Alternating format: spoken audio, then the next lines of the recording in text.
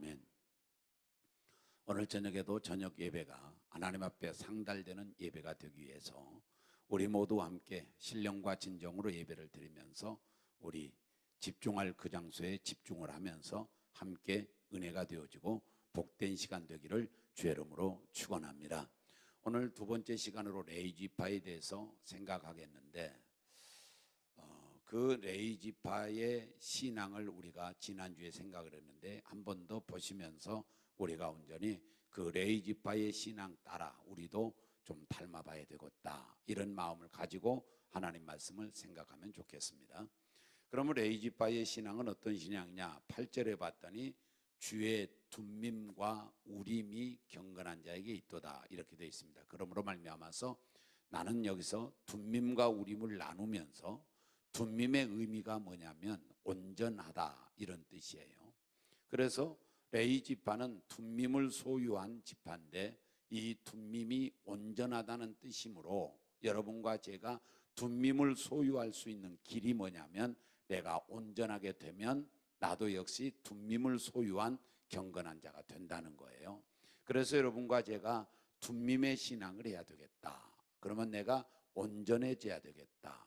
어떻게 하면 온전해질 수 있을까? 이렇게 이제 생각을 해보니까 우리 디모데후서 3장 16절 17절에 보니까 이렇게 돼 있어요. 한번 읽어볼까요? 디모데후서 3장 16절 17절에서 우리 함께 봉독합니다. 모든 성경은 하나님의 감동으로 된 것으로 교훈과 책망과 바르게 함과 의로 교육하기에 유익합니다. 유익하는 거예요. 그래서 교육을 받으면 17절 시작. 이는 하나님의 사람으로 온전하게 하며 모든 선한 일을 행할 능력을 갖추게 하려 함이라. 아멘. 하나님이 사람으로 라는 말은 하나님을 믿는 자로서 하나님 보시기에 뭐 이렇게 되겠어요. 그래서 하나님이 보실 때에 하나님을 믿는 자로서 온전하게 되는 길은 뭐냐면 하나님의 성경 말씀을 통해서 바르게도 하고 교육하기도 하고 그 또한 온전히 그 말씀의 신앙으로 우리가 젖어들 때에 그때 내가 온전해질 수 있다는 거죠. 그래서 저와 여러분이 온전히 내가 온전한 자가 되려면 둠밈을 갖기를 원하면 하나님의 말씀으로 신앙하는 자가 되라. 이것을 말씀의 신앙이다, 이렇게 볼 수 있는데, 말씀의 신앙은 그러면 어떤 신앙이냐? 저는 말씀의 신앙을 이렇게 하나님께서 우리에게 주신 이 말씀이 두 가지는 이루어져야 되는데, 하나는 뭐냐면 그 말씀이 기준돼야 된다는 거죠. 그러니까 내 삶의 기준이 있어야 돼요. 기준이 없으면 내 삶 전체가 흐트러져요. 그래서 기준이 있어야 된단 말이죠. 내 삶의 기준이 있어야 내 삶이 흐트러지지 않아요. 그런데 그 기준이 뭐냐? 하나님의 말씀이라는 거죠. 그래서 하나님의 말씀이 옳다 그러면 옳은 것이고 옳지 않다 그러면 옳지 않는 것이고, 하나님의 말씀이 주일 지키라고 그러면 지키는 것이고 하나님의 말씀이 지키지 말라면 안 지키는 거예요. 그래서 하나님의 말씀이 근거가 되고 하나님의 말씀이 기준이 되는 신앙을 우리는 뭐라고 그러냐? 말씀의 신앙이다, 이렇게 말해요. 예전에 우리가 저 상가교회에 있을 때 3층에 있을 때에 조성근 목사님께서 저 갈매산 원장인 조성근 목사님께서 와서 우리에게 붕해를 안타임해 주셨는데, 그때 그분께서 하시는 말씀을 다 잊어먹었는데 하나는 잊지 않는 것은 뭐냐면 우리 그리스도인들은 체질 변화가 돼야 된다는 거죠. 체질 변화가.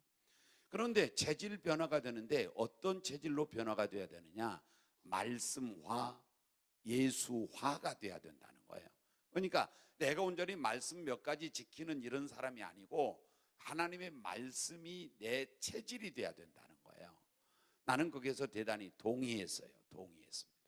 지금도 동의하고 있어요. 여러분, 우리 모두가 함께 내 생각이 기준에서 신앙하지 말란 말이죠. 신앙도 내 생각의 기준이 되면 곤란하고 내 적성이 기준이 되면 곤란해요. 하나님의 말씀이 기준해야지. 그래서 말씀이 기준된 신앙을 말씀의 신앙이라고 하고, 그 다음에 말씀을 성경책에다만 두지 마시고 삶의 현장 속에 이루어야 돼요. 이게 기독교인이에요. 그러니까 우상을 섬기는 그런 사람들은 아주 깨끗하게 입고 옷단장하고 목욕하고 제기하고 정성을 들여서 하나님 앞에 자기 신 앞에 가서 뭔가 예의를 표하면 그것으로 신앙을 잘하는 것처럼 여기나 우리 그리스도인들은 그렇지 않단 말이에요. 그리스도인들은 예배도 잘 드려야 되겠지만 그 예배가 나의 삶의 현장에서 이루어져야 된다니까요. 그 삶의 현장, 이 공적인 예배만이 아니고 우리 공동체 예배만이 아니고 삶의 현장에 하나님의 하나님을 찬양하고 예배하는 예배의 심정으로 우리는 살아가야 되고, 그것이 우리가 온전히 이루기 위해서는 하나님의 말씀이 삶의 현장에 그대로 성취되게. 그럼 보세요. 사랑의 말씀이 온전히 내 삶의 현장에 성취되면 나는 사랑이 많은 사람이 되는 거예요. 하나님의 능력의 말씀이 나에게서 성취되면 나는 능력자가 되는 거예요. 하나님의 축복의 말씀이 내 삶에서 현장에 이루어지게 되면 나는 복받는 자가 되는 거예요.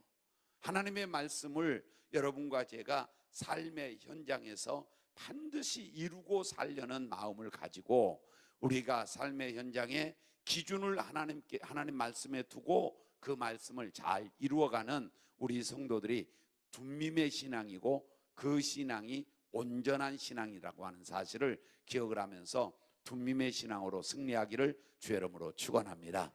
자, 그다음에 이제 두 번째는 우림인데, 우림이라고 하는 말은 빛이라는 뜻이에요. 빛. 그러면 여러분과 제가 빛의 3대 원칙이 뭐냐면, 하나는 뭐냐? 밝을수록 좋다는 거죠. 밝을수록 어둠은 물러가는 거예요. 그러니까 이 빛이 밝으면 밝을수록 어둠은 그만큼 물러가는 겁니다. 그 다음에 두 번째 원칙이 뭐냐면은 빛은 반드시 위에다 둬야 되는, 숨겨두지 말라는 거죠. 나타내야 된다는 거죠. 그래서 이 숨겨두면, 말 아래 숨겨두면 이 빛을 비추는 어떤 아무런 의미가 없는 거예요. 왜? 다 가리워서 환하게 할 수가 없으니까. 그래서 빛은 뭐냐? 드러내야 된다, 높여야 된다, 그리고 나타내야 된다, 이런 말이에요. 그 다음에 세 번째 원칙이 뭐냐면, 빛이라고 하는 것은 뒤에다가 두고 사는 것이 아니라 앞에다가 두고 살아야 된다. 왜? 앞에다가 둬야가 온전히 내가 앞길을 비춤을 받는 거지, 뒤에다 두면 내가 그림자가 되어서 내 앞이 어두워지기 시작한다는 거죠. 그래서 여러분과 제가 빛은 밝을수록 좋고, 빛은 높이 나타낼수록 좋고, 빛은 온전히 앞에 둬야 된다는 사실을 기억을 하면서, 그러면 저와 여러분이 우림이라고 하는 것이 빛이라고 하는 말인데, 성경에 빛이 몇 종류가 있느냐면 세 가지 종류가 있어요. 빛이. 그 중에 하나가 뭐냐면 예수 그리스도입니다. 이것이 이제 요한복음 12장 46절이에요. 한번 볼까요? 다 같이 한번 봉독해 보겠어요. 합독합니다. 시작. 나는 빛으로 세상에 왔나니 무릇 나를 믿는 자로 어둠에 거하지 않게 하려 함이로다. 우리 주님께서 이 땅에 오늘 낮의 말씀과 연관되면 말씀이 육신을 입고 이 땅에 오셔서 온전히 여러분과 저에게 어둠에서 살지 않도록 빛된 삶을 우리에게 주신 거라고요. 그래서 예수님이 빛이에요. 예수님 믿는 자로 말미암아, 나를 믿는 자로 어둠에 다니지 않게 하려 함이라. 그러면 저와 여러분이 예수 그리스도가 빛이니까 예수 그리스도의 빛을 여러분과 제가 뭐예요? 밝아져야 되겠죠. 충만해야 되겠죠. 그래서 예수로 충만해야 되는 거예요. 그래야 빛이 밝아지고 빛이 밝은 만큼 어둠이 물러간다는 거죠. 그 다음에 또 3대 원칙에서 빛은 항상 말 아래 두지 아니하고 등경 위에 두나니, 높여야 된다는 거죠. 이것을 나타내야 된다는 거죠. 그러면 저와 여러분이 예수 나타내고 살라는 말이에요. 예수 드러내놔야 된다니까요. 숨겨서 예수님 믿지 말란 말이에요. 예수님을 드러내야 돼요. 가정에서도 드러내야 되고 내 삶의 현장에서도 드러내야 돼요. 그래야 어둠이 물러가는 거예요. 왜? 그분이 빛이니까. 그 다음에 세 번째 원칙이 뭐냐면 앞에 두라고 그랬어요. 앞에. 그러면 빛이신 예수 그리스도를 내 앞에 모시고 살아야죠. 앞에 가도록 해야죠. 나는 뒤따라 가야죠. 항상 내 앞에는 누가 계시냐? 예수님이 계시는 거예요. 그래서 이걸 우리는 뭐라고 말하냐? 하나님 우선주의라고 말하는 거예요. 예수 우선주의. 저와 여러분이 예수를 우선해야죠. 하나님을 우선해야죠. 시간 좀 나면 하나님을 영화롭게 하는 것이 아니라 하나님을 우선하고 영화롭게 해야 된다는 거죠. 너희는 먼저 그의 나라와 그의 의를 구하라. 그렇게 하신 것은 먼저의 삶이 있다는 거죠. 먼저의 삶은 예수라는 거죠.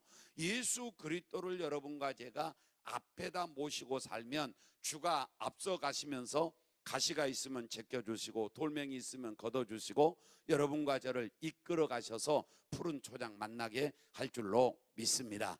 그래서 빛 대신 예수 그리스도로 인하여 여러분과 제가 충만하고 예수로 충만하고 예수를 나타내고 예수를 우선하고 살면 내 삶이 어둡지 않다는 거죠.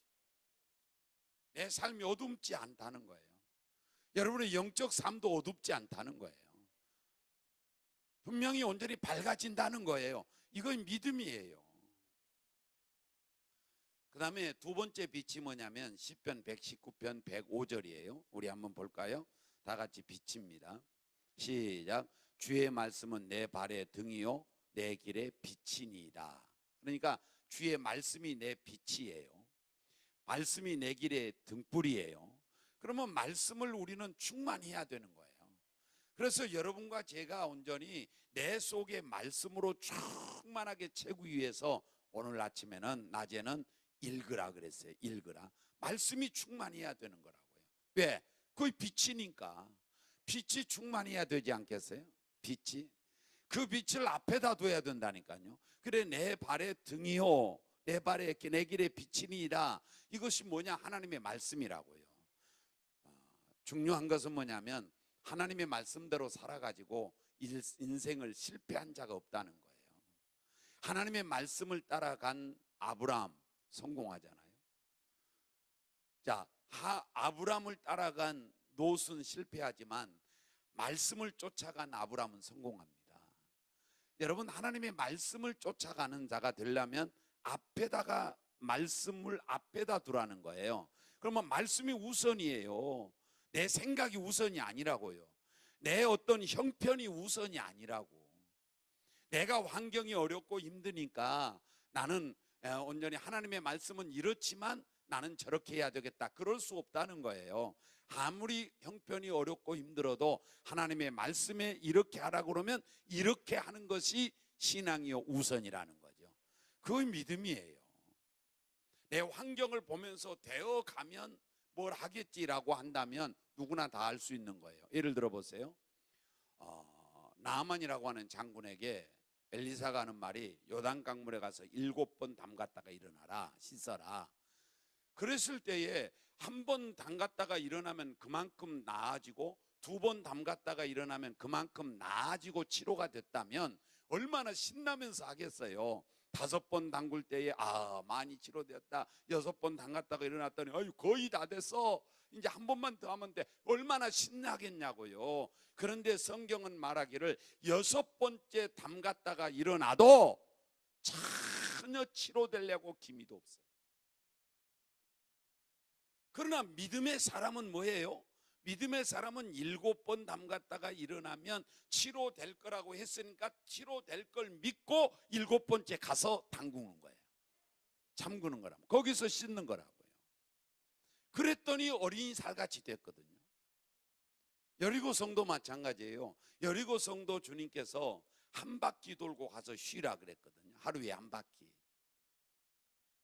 여러분 그것이 이제 한 엿새 동안 돌았으면 엿새 돌한 만큼 뭐가 좀 기초가 무너지든지 해야가 돌 기미가 마음이 생기지 않겠어요. 그런데 전혀 그런 게 없단 말이죠. 일회째 날 13바퀴를 돕니다. 그래도 꼼짝도 안 해요. 그러나 여호수아는 믿음의 사람이기 때문에 뭐예요?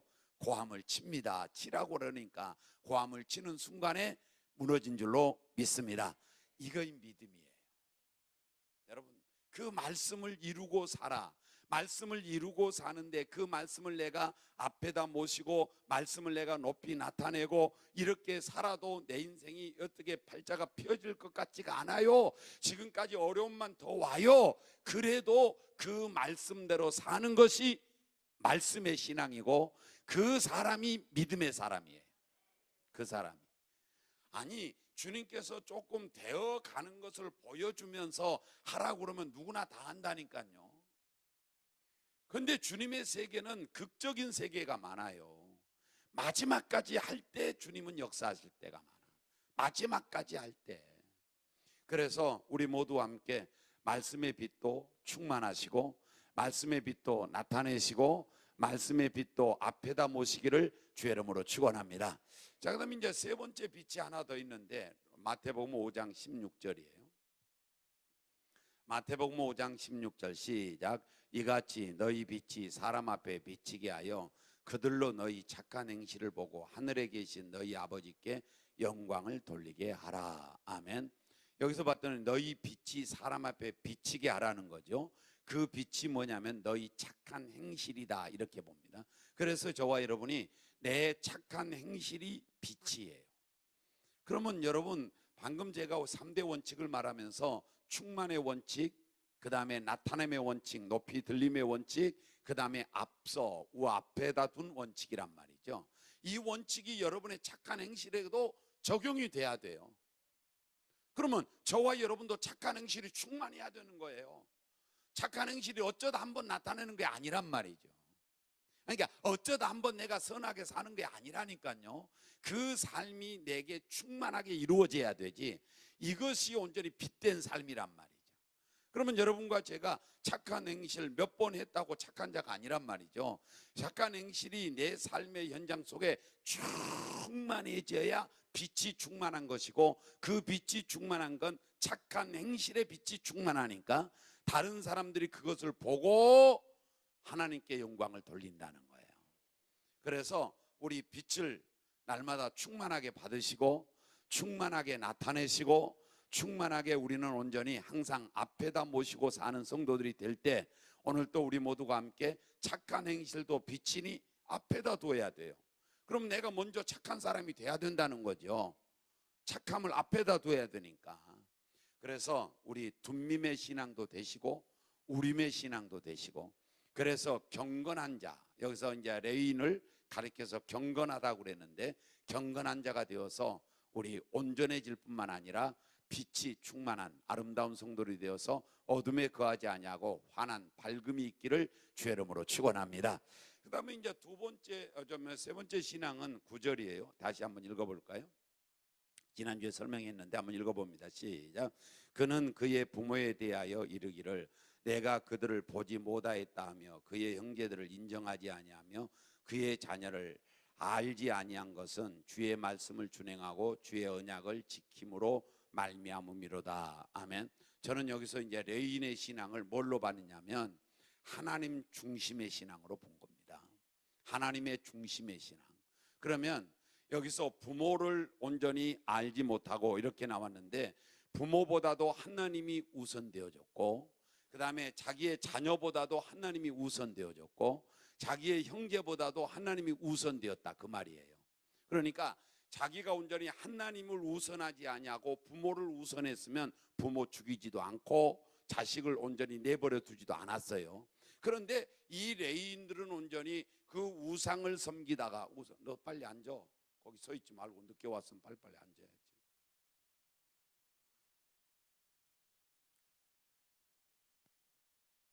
어디까지 이야기했어요? 그래야 그냥 뭐 생각 안 난 거는 그냥 하지 말라고 안 난 줄 알아야 돼요. 자, 어쨌든 이게 뭐냐면은 그들이 하나님보다도 부모를 더 우선했더라면 하나님이 온전히 목을 쳐라 그럴 때 칠 수 없단 말이에요. 그런데 그들은 온전히 형제간도 생각지 않고 자녀도 생각지 않고 부모도 생각지 않았다. 왜? 하나님의 약속 때문에 이렇게 돼요. 그러니까 하나님 중심의 신앙이란 말이죠. 하나님 중심의 신앙. 하나님의 중심의 신앙은 어떤 신앙이냐면 저는 세 가지로 봅니다. 하나는 뭐냐? 하나님 우선주의. 하나님 우선주의. 할렐루야. 아침에 일찍 일어나면 여러분 아니, 새벽기도 이야기 안 할 테니까 걱정하지 마시고, 아침 일찍 일어나면 세수를 하든지 안 하든지 간에 가장 먼저 찾을 분은 하나님이에요. 오늘 하루도 허락해 주심을 감사합니다.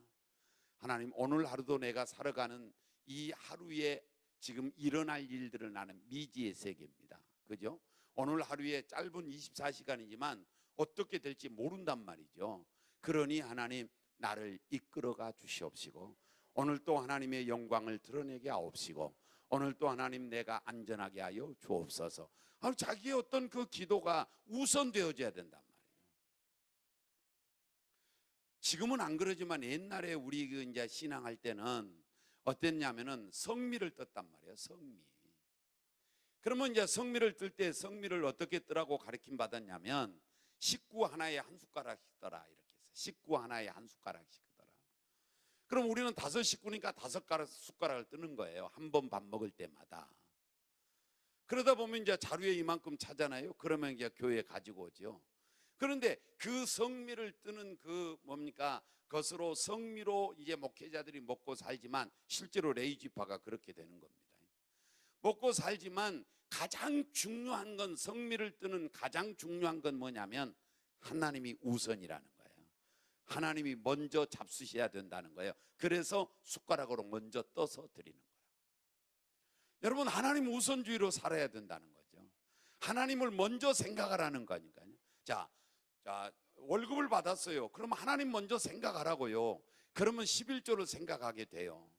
좋은 일이 생겨났어요. 그러면 하나님 먼저 생각하라고요. 그러면 감사가 일어나요.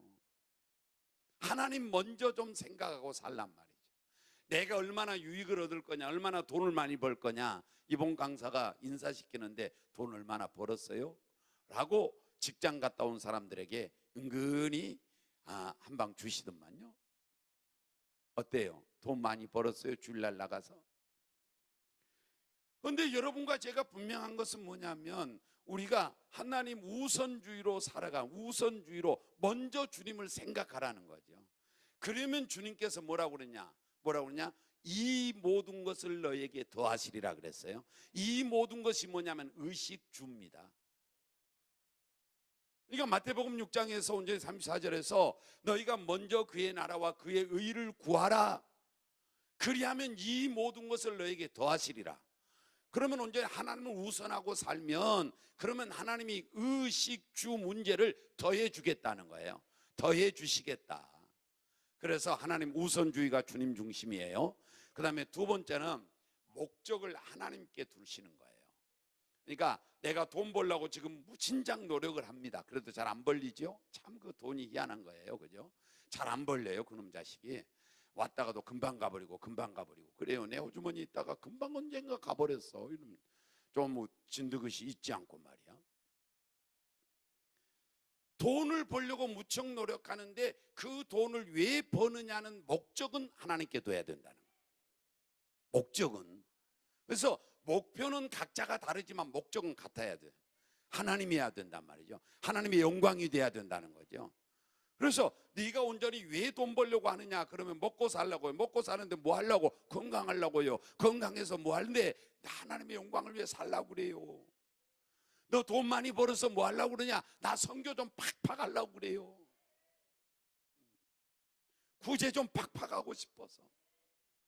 어제 어떤 분이 해외 선교를 하는데 꼭 뭐가 필요하다는 거예요. 근데 뭐가 필요하느냐? 뭐는 그냥 말 안 할게요. 얼마가 필요하느냐? 그랬더니 190 몇만 원이 필요하대요. 이런 것 좀 달라고 그러면 190 몇만 원이면 내가 한 400 줘버리면 간단하고 좋은 건데, 물어서 교회 재정은 어떻게 됩니까? 하고 물어보기도 하고, 그러다가 못 줬어요. 아주 광고 나온 바람에 할게요. 우리 선교 목사님이 신재덕 목사님께서 필리핀으로 갔어요. 전 이제 선교사를 중국에서 못하게 하니까.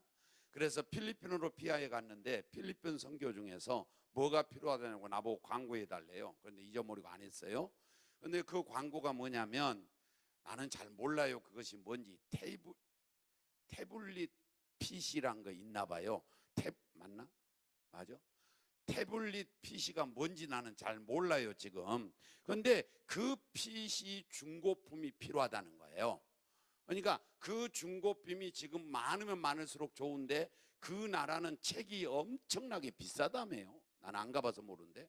그래서 너무 비싸니까 책으로 공부를 못 시키고 태블릿 PC로 통해서 이북이라고 하는 거 있나? 이북 있어? 저기 이북 말고 전자책 같은 그런 것으로 온전히 해가지고 공부를 시키겠다는 거예요. 그래가지고 우리 교회다가 자 집에서 잘 안 쓰는 태블릿 PC가 있으면 좀 걷어달래요. 그래서 제가 그 중고품은 살려면 얼마나 합니까? 그랬더니 15만 원 정도 한대요. 그러면서 제게 종이를 한 장 주고 가는데 그 프린트된 종이를 주고 가는데 거기 봤더니 태블릿 PC를 보내줘도 좋고 태블릿 PC를 살 수 있는 헌금을 줘도 좋습니다. 이렇게 해놨어요. 이렇게. 그래서 여러분 행여나 태블릿 PC가 있거들랑 뭔지는 잘 모릅니다. 집에 가셔서 자식들에게 손자들에게 야 태블릿 PC가 뭐냐고 꼭 물어보시기 바래요. 그러시고서 행여 안 써도 될 것이라고 하면 갖다 드리세요. 선교하는데 필요하니까.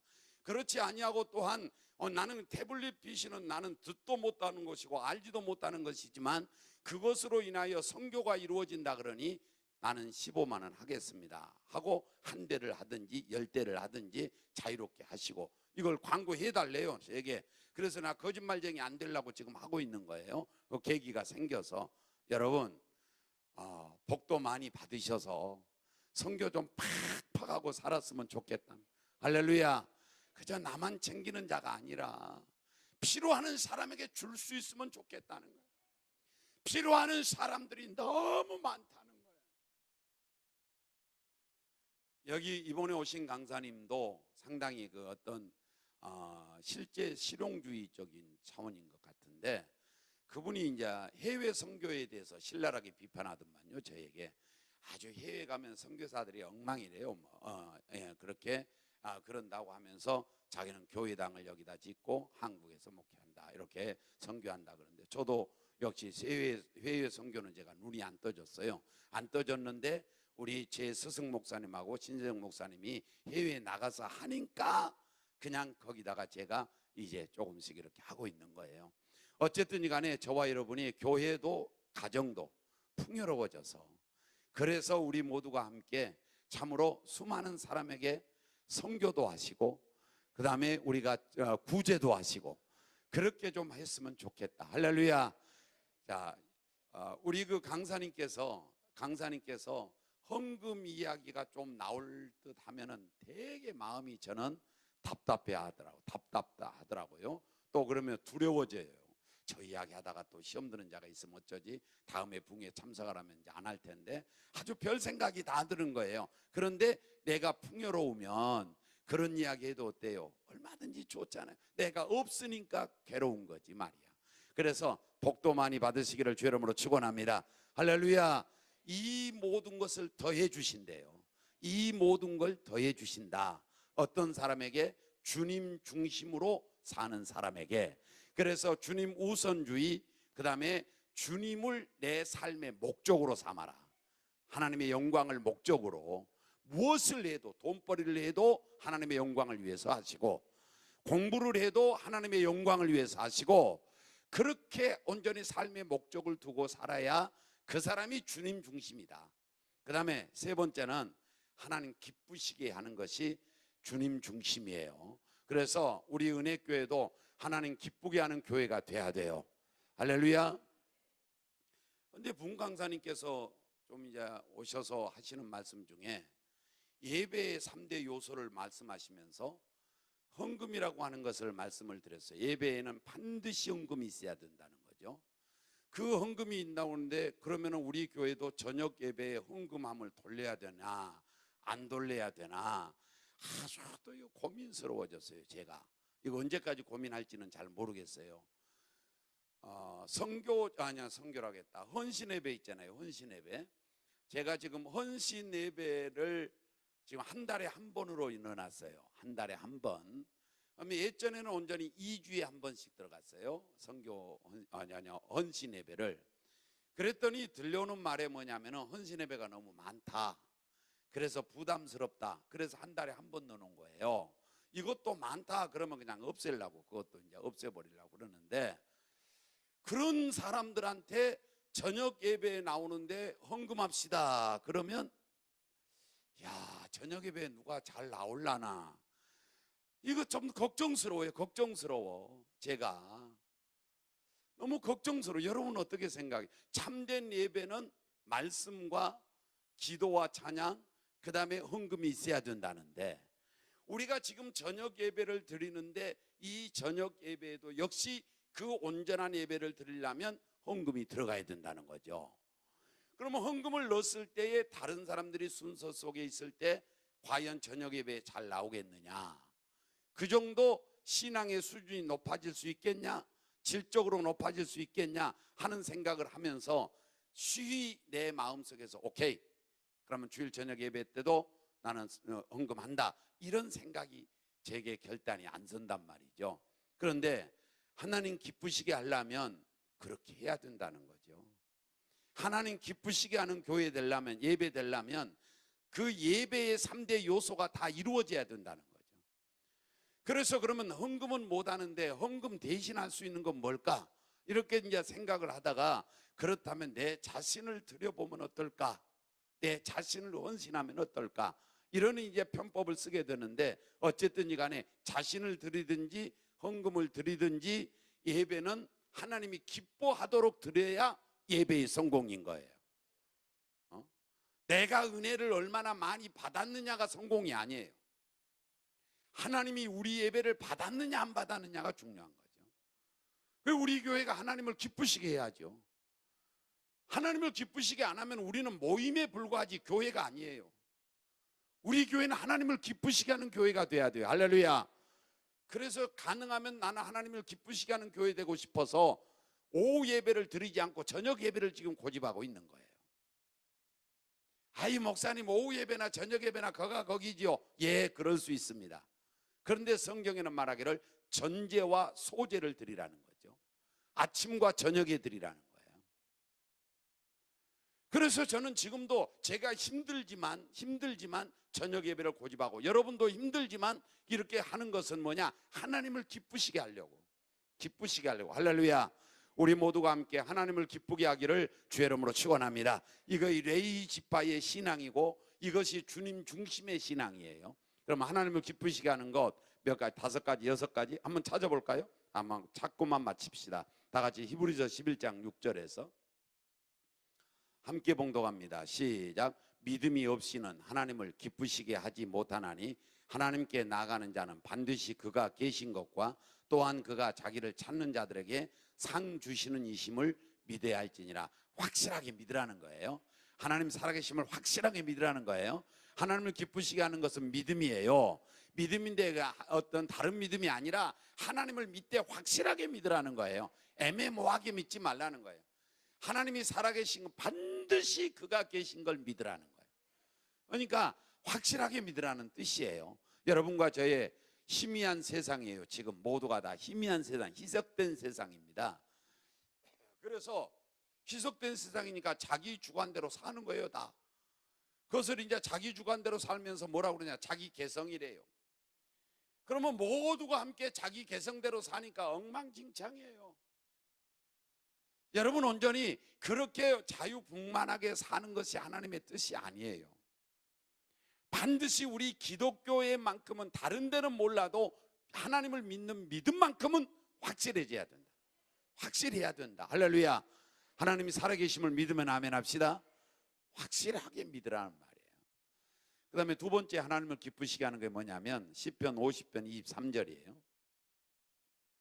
다 같이 우리 함께 봉독합니다. 시작. 감사로 제사를 드리는 자가 나를 영화롭게 하나니 그의 행위를 옳게 하는 자에게 내가 하나님의 구원을 보리라. 아멘. 감사를 하나님이 기뻐해요. 그럼 어떤 감사를 하나님이 기뻐하느냐면, 다 같이 우리 골로새서 2장 7절에 한번 가볼까요? 골로새서 2장 7절에 시작. 그 안에 뿌리를 박으며 세움을 받아 교훈을 받은 대로 믿음에 굳게 서서 감사함을 넘치게 하는 걸 기뻐해요. 감사함을 넘치게 하라는 거예요. 여러분, 감사 은금을 여러분이 못한다 할지라도 마음의 감사는 넘치게 할 수 있어요. 넘치게. 그래야 하나님이 기뻐한다는 거예요. 그래서 감사는 넘치게 하는 거예요, 여러분. 어쩌다 한 번 하는 거에 감사가 아니라는 거죠. 넘치게 하라는 거죠. 가정에서도 감사를 넘치게 하면 행복합니다. 남편과 아내가 서로가 만날 때마다 고마워 여보, 고마워 고마워 자기 고마워, 그러면 행복할 수밖에 없어요. 감사함을 넘치게 하는 것은 하나님의 은혜를 그 정도 하나님의 은혜로 깨달았다는 증거예요. 여러분 모두가 다 하나님의 은혜인 줄로 믿습니다. 자, 그 다음에 로마서 12장 1절에, 로마서 12장 1절에서 하나님이 기뻐하는 게 뭔가 두 가지 했어요. 시작. 그러므로 형제들아, 내가 하나님의 모든 자비하심으로 너희를 권하노니 너희 몸을 하나님이 뭐하시는 기뻐하시는 거룩한 산 제물로 드리라. 이는 너희가 드릴 영적 예배니라. 하나님이 기뻐하시는 건 뭐냐면 내가 거룩한 산 제물이 되는 거예요. 하나님 앞에 드려진 삶이 되라는 거죠. 그러니까 하나님이 나만을 위해 주기를 바라지 마시고 나도 하나님을 위해서 뭔가 좀 드려지라는 거예요. 산 제물이 되라는 겁니다. 죽지 않아도 살아있는 제물이 되라는 거예요. 그건 뭐예요? 하나님을 위해서 일하는 자가 되라는 거예요. 헌신하는 자가 되라는 거예요. 이걸 기뻐한다는 거예요. 왜? 성숙한 것이니까. 여러분, 온전히 헌신은 성숙한 자가 하는 겁니다. 어린아이들이 헌신은 못해요.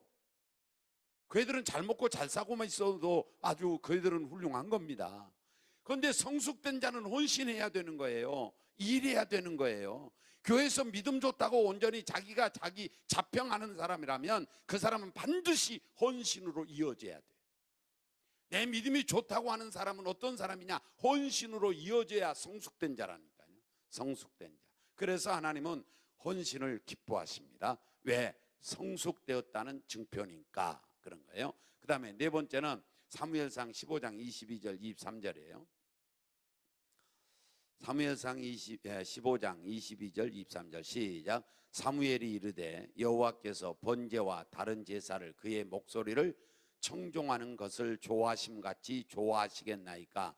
순종이 제사보다 낫고 듣는 것이 순양의 기름보다 나은. 이 말은 뭐냐면 순종을 기뻐한다는 뜻이에요. 순종. 자, 그러면 순종을 기뻐하는데 불순종하면 어떻게 되느냐? 23절 시작. 이는 거역하는 것은 점치는 죄와 같고 완고한 것은 사신 우상에게 절하는 죄와 같음이라.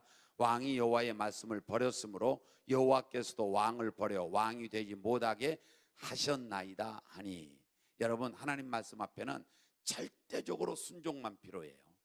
순종이 왜 하나님을 기쁘시게 하느냐? 이미 말씀드렸지만 하나님의 권위를 인정하는 거예요. 그럼 예를 들어서 우리 청년들이 내가 뭘 시켰어요. 얘들아, 너희들이 찬양을 이렇게 앞서 불러주니까 좋다. 그런데 니들이 내가 찬양을 주보에 예를 들어서 347장을 이렇게 해놨으면 그걸 미리 좀 찾아보고 너희들이 불러봐라. 그때 가가지고 바로 부르려면 먼저 나오지도 않고 이건 진짜 지금 부탁하고 있는 거야. 내 느끼는 것이 그거야. 그러니까 주보에 있는 건 여러분이 불러주니까 제가 얼마나 힘이 되고 쉬운지 몰라. 나는 부를 줄 모르는데 너희들은 부를 줄 알고, 너희들은 나는 못 올라가는데 너희들은 올라가지 않냐.